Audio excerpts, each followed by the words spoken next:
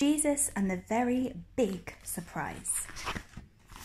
Jesus always surprises everybody. Even though he is the maker of all the planets and galaxies in the universe, surprise! He came to Earth as a little baby. And even though he is the King of Kings, he wasn't born in a big, beautiful palace.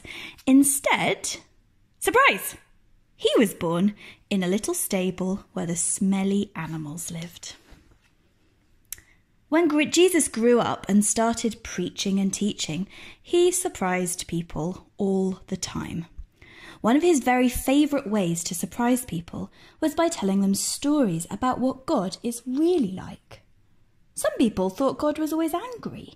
Some people thought God was a trickster who liked to make bad things happen. And some people thought God didn't care about them at all. Of course, Jesus knew exactly what God was like. So he told a story about God's love in a way that would surprise everybody, even you.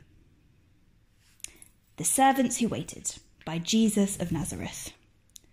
Jesus told a story about servants waiting for their big fancy master to come home from a great big wedding. It was their job to watch and wait with candles burning bright. The servants had to be ready for the moment the master would return. But that isn't easy. When the master is away, the servants keep very busy. There are dishes to wash, animals to feed, and clothes to clean, and pipe organs to polish.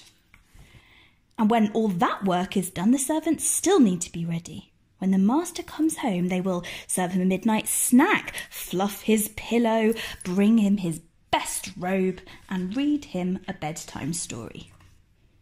But until then, they wait, and wait, and wait. Until, finally, the master returns. But the servants are in for a big surprise! "Come and rest," says the master. "You must be tired from waiting up for me. Come and sit down at my table and I will serve you. I know just what you need." The end.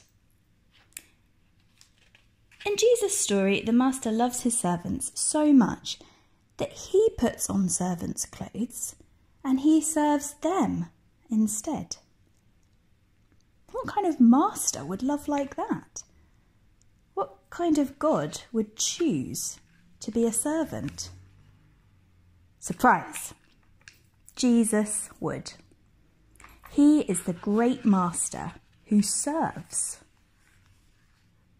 Like the master in the story, Jesus surprised everyone by using his power to serve. He suffered and died on the cross so that we could live with him forever. But Jesus still had one big, very big surprise. He came alive again. And then he went back to his Father in heaven and sent his Holy Spirit to stay with us till he returns. No one knows the day or hour when Jesus will return. It could be any minute.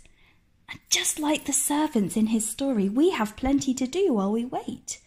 There are hungry people to serve, lonely people to care for, friends to share with, and enemies to forgive.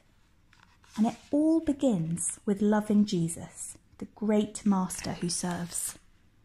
He knows what we need because he is what we need. So get ready. The master is coming.